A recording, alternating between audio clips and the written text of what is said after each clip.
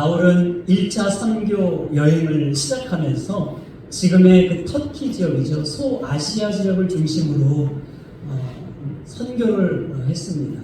그리고 이제 2차 선교 여행은 그 소아시아의 지역을 뛰어넘어 유럽으로 향하지요. 당시 마케도니아 첫 성이라고 하는 빌립보 지역에 복음을 전하고 교회를 세운 이후에 이제 데살로니가와 베레아 지역으로 이동하여 복음을 전하게 되는데 그것이 오늘 본문의 말씀입니다. 자, 바울과 실라 그 일행은 당시 빌립보에서 대략 160km 떨어져 있는 데살로니가라는 지역에 이르게 됩니다. 지금의 이 지역이 존재합니다. 테살로니키라고 일컬어져 있고요. 약 200만 정도가 거주하는 아주 큰 도시, 항구 도시입니다. 당시 데살로니가는요, 마게도냐 수도였습니다. 그래서 인구도 약 20만 정도가 거주하는 큰 항구 도시로 우리가 생각을 하면 됩니다. 이 당시 로마는 길을 닦았잖아요. 에그나티아라는 이 도로를 전 세계를 향하여 닦았는데 그 중에 하나에 동서로 향하는 그 대로 길목에 데살로니가라는 지역이 있었고 그 도로를 통해서 무역이 활발하게 이루어졌기 때문에 아주 번창하고 번성했던 도시였어요. 많은 사람들이 왕래했기 때문에 그곳에는 이방인들도 많았고 이방 문화도 꽂힐 필요 없고 이방 종교들도 꽤 많이 들어와 있었던 그런 지역이기도 합니다. 이런 데살로니가는 빌립보와 다르게 유대인들이 많이 거주하고 있었던 것으로 보입니다. 그래서 바울은 이제 관례대로 회당에 들어가요. 그리고 새 안식일에 걸쳐서 성경을 강론했다고 2절에서 그렇게 기록하고 있습니다. 여러분, 새 안식일 하니까 3주 동안만 바울이 거주한 것처럼 보이지만 실상 데살로니가 전서와 후서를 보면 몇 달, 성경학자들은 2달 혹은 3달 정도 머물렀을 것으로 그렇게 추측합니다. 여러분, 몇 달 정도 거주하려면 생활비가 필요하잖아요. 그래서 바울은 그곳에 생활비를 충당하기 위하여 천막 짓는 일을 열심히 했어요. 데살로니가전서 2장 9절에서 밝힙니다. 뿐만 아니라 이 사실을 빌립보 교회 성도들이 알게 됐어요. 아, 우리 사도 바울 선생님이 어렵게 지금 선교 일을 하고 있구나. 그래서 이 바울의 선교를 위해 선교비를 몇 차례 지원해 주기도 합니다. 빌립보서 4장 6절에서 그렇게 밝히고 있지요. 이렇듯 사도 바울과 일행은 이 데살로니가에서 복음을 전하는데 특별히 새 안식일, 즉 유대인들이 모여있는 이 회당에 들어가서 복음을 전하는 그 내용을 부각하여 우리에게 보여주고 있는 것입니다. 여기서 우리가 주목해야 될 점이 뭐냐면 바로 바울이 복음을 전하는 방식이에요. 자, 어떻게 복음을 전하고 있습니까? 여기 2절에 보니까 바울이 성경을 가지고 강론했다 이렇게 말하고 있어요. 우리가 좀 유념해서 봐야 할 대목이지요. 이 강론이라는 말은요, 이 헬라의 본 의미를 보면 대화하다, 토론하다 이런 의미가 있어요. 영어로는 reason with 해서 이치를 밝히다 그리고 설득시키다 이런 의미를 다 가지고 있습니다. 그러니까 이 사도 바울의 이 성경을 전하는 방식은 일방적인 강의 형식은 아니었던 것 같아요. 서로 대화도 하고 질문도 주고받고 그러면서 성경을 하나하나 이렇게 풀어서 설명해 주는, 오늘날 우리로 말하면 성경 공부식이죠. 네, 그런 형식을 띠고 있다는 걸 알 수가 있습니다. 그러면서 3절에서부터 구체적으로 어떻게 성경을 강론했는지를 말하는데 뜻을 풀어 증언했다 이렇게 말합니다. 그죠? 이 뜻을 풀어라는 헬라 원어를 살펴보면요, 활짝 열다 이런 의미가 있어요. 열리다 이런 의미가 있어요. 그러니까 성경을 덮어놓고 말한 게 아니에요. 그저 성경 한 구절 읽고 딱 덮고서 내 생각, 이런저런 좋은 얘기들, 내 경험, 그렇게 말한 게 아니라고 말해요. 성경을 어떻게 하고요? 열고 활짝 열었어요. 성경을 열면서 꼼꼼히 말씀을 찾아가면서 복음을 전했어요. 그러면서 예수 그리스도가 바로 그 구약에서 약속하신 메시아입니다. 그리스도입니다. 라는 이 사실을 밝히 드러냈다는 사실이에요. 여러분, 이때 당시에 성경이라고 하는 것은 구약 성경을 말합니다. 유대인들이 익히나 너무나 잘 알고 있는 구약 성경의 말씀을 전제로 하여 언급하면서 전했다 이 말이지요. 왜 예수님이 구약에서 약속하신 그 메시아이신가? 왜 예수님이 구약의 약속을 성취하신 분이신가? 왜 예수님이 유일하신 구원자이신가? 왜 예수님을 믿어야 하는가? 왜 예수님으로만 죄사함의 은혜를 얻을 수 있겠는가를 뜻을 풀어, 즉 구약 성경의 말씀을 하나하나 짚어가면서 활짝 열고 그 뜻을 풀어서 증거했다고 말하고 있는 거예요. 이것은 여러분 예수님이 전한 방식이기도 합니다. 복음서에 보면 예수님께서 자신을 증거하실 때 본인이 누구이신지를 증거하실 때 맹목적으로 믿으라 하지 않으시고 항상 구약의 말씀을 가져오세요. 구약의 말씀을 들어서 그래서 제가 그 메시아로 왔습니다. 이렇게 예수님이 증거하신 겁니다. 우리 대표적인 말씀이 있습니다. 누가복음 24장 32절 말씀입니다. 여러분 누가복음 24장 32절 말씀을 같이 한번 읽도록 하시죠. 시작. 서로 말하되 길에서 우리에게 말씀하시고 우리에게 성경을 풀어주실 때 우리 속에서 마음이 뜨겁지 아니하더냐 하고. 아멘. 여러분 여기에서 보면 풀어주실 때 있죠. 풀어주실 때가 오늘 본문의 뜻을 풀어와 동일한 단어입니다. 여기서는 풀어주실 때 이렇게 말하죠. 이 본문은 예수님께서 십자가에 달려 죽으신 이후에 그 예수를 따랐던 두 제자가 엠마오로 향하고 있는 중인데 부활하신 예수님께서 그 제자들과 동행을 하시는 내용이에요. 그들에게 너희들이 무엇을 지금 이야기하고 있느냐 하니까 우리가 믿고 따르던 예수가 있었는데 그분이 십자가에 달려 죽었어요. 너무 낙심이 되고 실망스럽고 서로 그런 이야기를 주고받고 있었다는 거죠. 그때 이제 예수님께서 그 두 제자에게 예수님이 누구이신지를 설명해 주십니다. 아니다. 그 예수는 죽은 게 아니야. 구약의 말씀대로 그 예수가 3일 만에 다시 무덤을 열고 부활하셨다.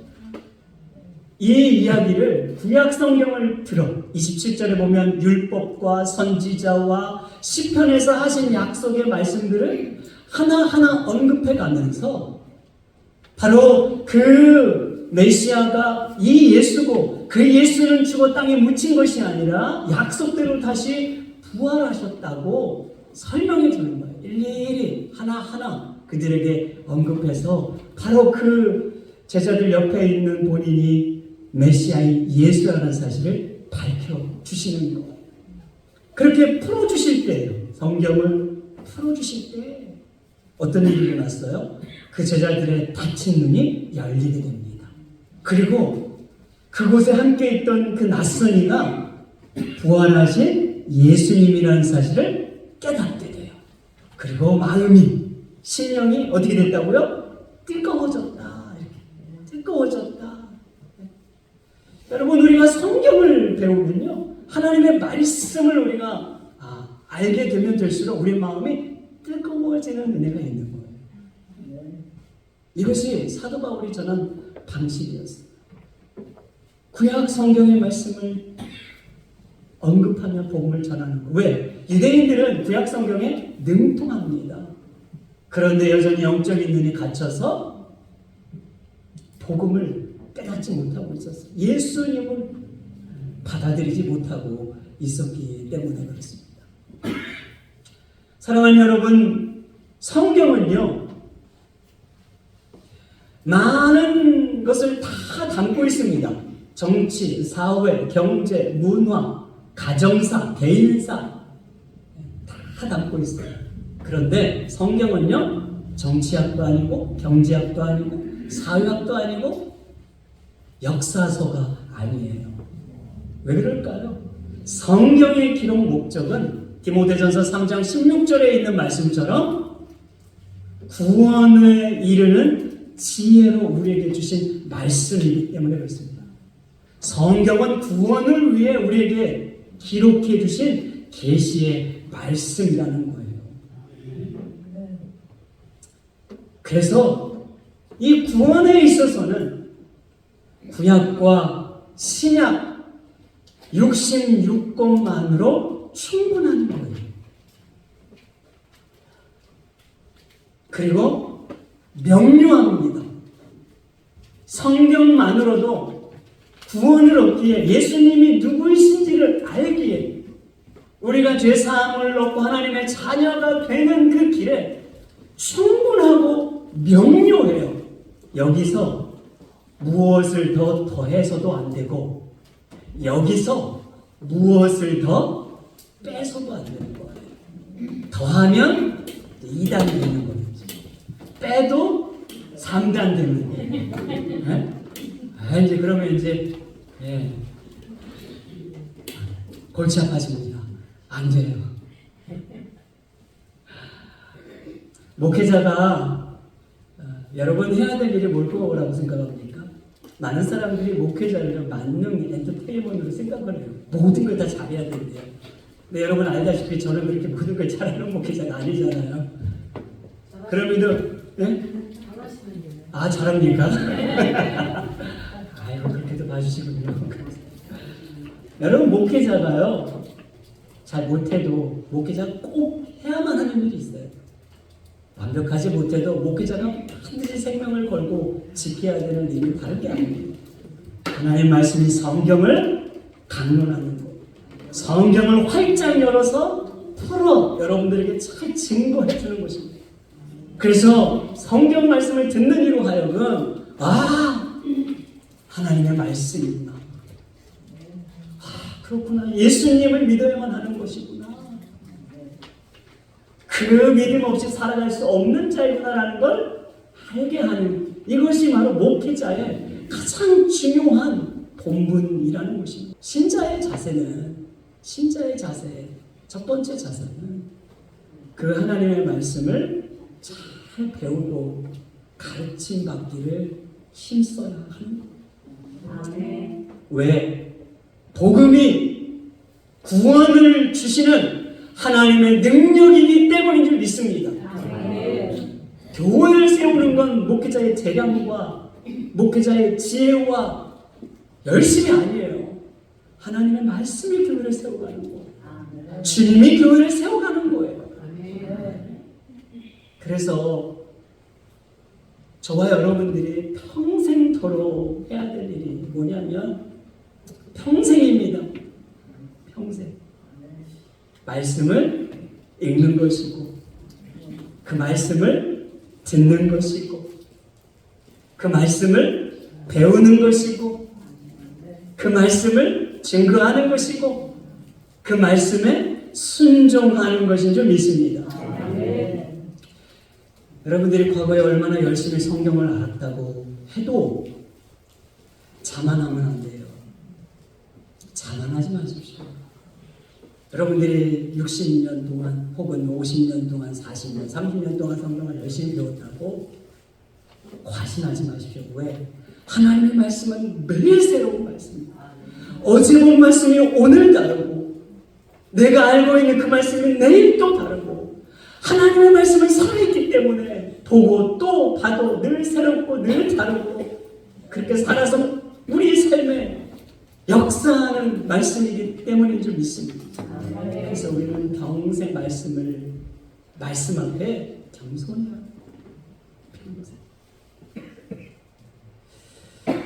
바울이 그렇게 하나님의 말씀을 증거를 합니다. 그 복음을 들은 자들의 이제 반응이 나오는데요. 4절과 5절에 나와 있어요. 4절에 보니까 이렇게 기록하죠. 그 중에 어떤 사람 곧 경건한 헬라인의 큰 무리와 적지 않은 귀부인도 고난을 받고 바울과 신라를 따르나 이렇게 말했어요. 보시면 먼저 유대교로 개종한 경건한 헬라인들이 있었습니다.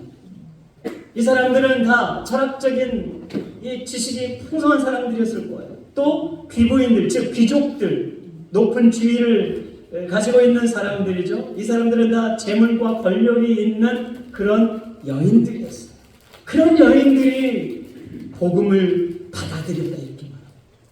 그러니까 한마디로 이방인들이 복음을 듣고 변화되어 바울을 따랐고 그리고 교회 공동체에 들어왔다고 보여주고 있는 겁니다. 그들이 믿는 신은 인간을 놀이개로 삼았지 인간을 존중한 적이 없어요. 그런데 바울이 전한 이 복음의 그 신은 그 예수는 인간을 위해서 친히 고난을 받고 십자가에 달려 물과 피를 다 쏟아 죽어주셨고 부활해 주셨다는 이 말씀은 그들에게 충격적일 수밖에 없었어요. 그 예수를 믿기만 하면 죄사함의 은혜를 얻고 대속의 은혜를 얻고 모든 죄의 결박에서 자유케 되어 하나님의 자녀가 된다는 이 놀라운 복음은 그들의 아마 삶을 여러분 송두리째 바꾸게 했던 것 같습니다. 마치 사막의 오아시스를 찾은 것 같아요. 늘 신앙적 회의를 갖고 있는 인생의 회의를 갖고 있는 그들이 바울의 복음을 듣고 영적인 갈증을 해소하고 와 이것이구나 이것이 정말 진리구나 라는 것을 깨달았을 때 그들은 결단하여 주님께 돌아왔고 하나님 말씀 앞에 순종하게 된다. 이렇게 여러분 생각지도 않은 당연히도 믿지 않을 것만 같은 이방인들은 복음을 듣고 주님 앞에 나왔는데 잘 믿을 것 같은 구약 성경에 능통한 유대인들은 어떻게 했어요? 배척했어요. 5절 말씀 보십시오.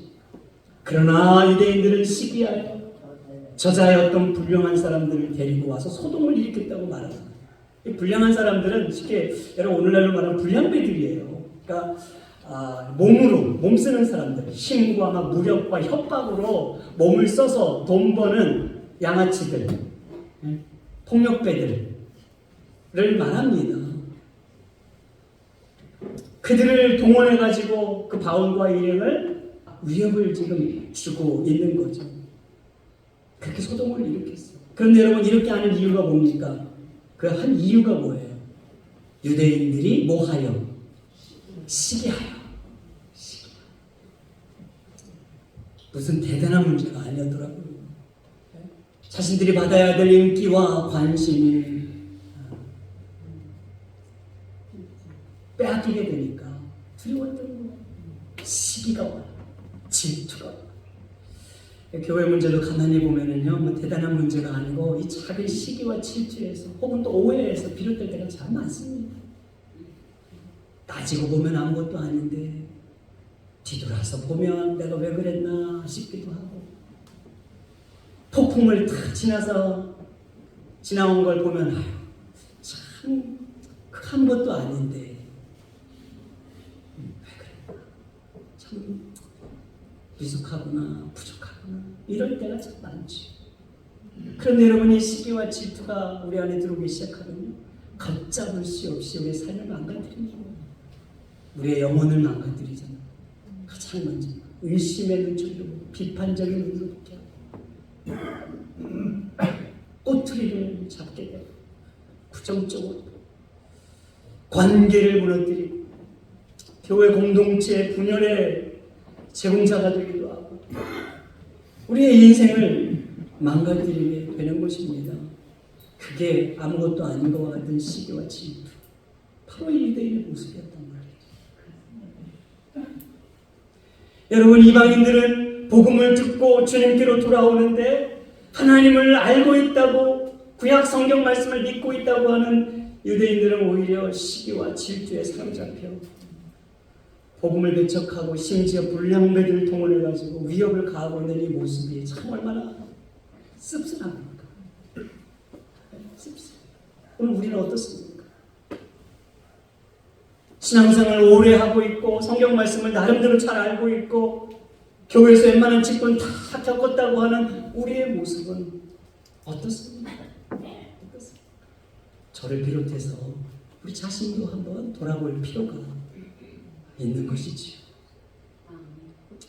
그러면서 여러분이 바울과 일행을 향해서 그들이 붙인 호칭을 눈여겨봐야 되는데 6절에 보니까 이렇게 말하고 있어요. 그들을 향해서 소리를 지르면서 천하를 어지럽게 하는 이 사람들이라 이렇게 말해요. 그죠? 천하를 어지럽게. 영어 성경에 보니까요. 세상을 뒤흔드는 사람들이라 이런 의미더라고요. 세상을 뒤흔드는. 그래서 제가 오늘 제목을 세상을 뒤흔드는 사람 이렇게 정해놓은 거예요. 여러분, 예수를 우리가 잘 믿잖아요. 우리가 정말 신앙을 잘 갖게 되면요 세상을 어지럽히는 사람이 돼요. 즉 세상을 뒤흔드는 삶을 살 수밖에 없습니다. 두 가지 면에서 그런데요. 자, 예수 믿는 성도들의 삶을 세상 사람들의 시각으로 보면 어지럽혀요. 어지럽게 해요. 왜 그럴까요? 왜? 마음에 안 들니까. 마음에 안 들죠. 그잖아요. 나 나름대로 잘 살고 있는데 왜 갑자기 막 비집고 들어와가지고 예수 믿는 사람들이 막 말하면, 복음 전하면 죄로 인해 뒤틀린 이 복음을, 하나님의 말씀을 세상은 거부해요. 불편하게 생각한단 말이죠. 왜? 하나님을 그들은 싫어하기 때문에. 그래서 우리의 생각이 그들에게 자꾸 거슬리고요. 우리의 말이 때로 그들에게 자꾸 불편하게 하고요. 그들이 볼 때 우리가 말하는 것들이 너무 어리석게 보이고요. 미련하게 보이는 거예요. 자, 그런 반면 예수 믿는 성도들의 삶은 그 세상 사람들에게 충격과 도전을 주기도 하는 거예요. 왜 그럴까요? 다르기 때문에. 뭔가가 달라. 저분이 제가 알던 분이 예전에 알던 분이 아닌 것 같아. 잘은 우리 뭔가 달라. 어느 날부터 말도 다른 것 같고 태도도 좀 뭐가 다른 것 같고 사람들에게 보이는 관심도 달라지는 것 같고 뭔가 달라요. 직분을 받더니 뭔가 달라. 머무는 교회에 다니더니 뭔가 달라. 여기서는 아멘이죠. 한번 나와줘야 되는데 달라요. 뭐 때문에 달라졌을까? 이런 궁금증을 갖게 하고 호기심을 갖게 하는 거죠. 그런 면에 있어서 그들에게 충격과 도전을 또 주는 거예요. 세상을 뒤흔든다는 것은 대단한 일이 아니라 무슨 대단한 우리가 능력을 행해서가 아니라요. 그저 우리의 일상의 삶 속에서 보이는 말과 행동과 태도와 가치가 이전과 달라서 영향을 준다는 거예요. 그것을 좀 더 여러분 구체적으로 알 수 있는 방법이 바로 베레아 성도들이더라고요. 베레아 성도들을 통해서 확인할 수 있는데, 이제 이 데살로니가 소돔으로 인해서 바울과 실라가 밤에 베레아 지역으로 피신을 합니다. 그곳에서 동일하게 회당에서 복음을 전해요. 그런데 그 베레아 성도들을 이렇게 소개해. 11절 같이 읽죠. 11절 시작.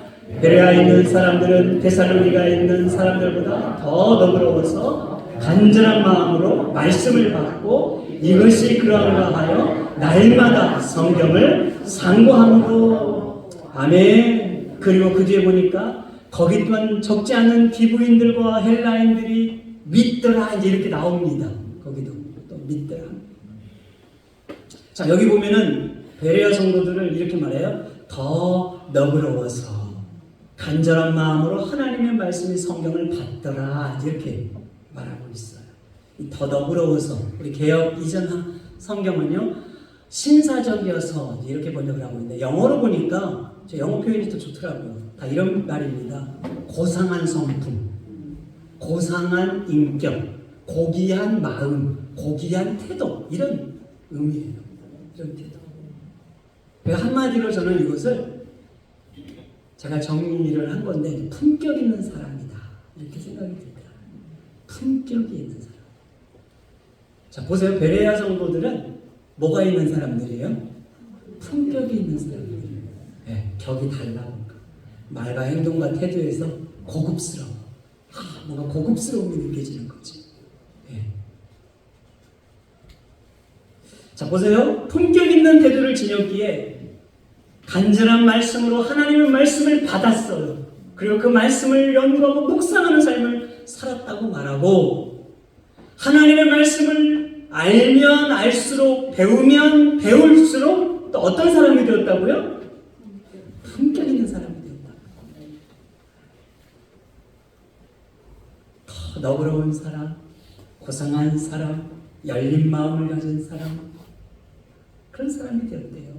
여러분 품격이라는 말은 내면의 인격으로부터 나오는 말과 행동에서 보이는 그 사람의 인품 혹은 됨됨이를 말하는 것입니다.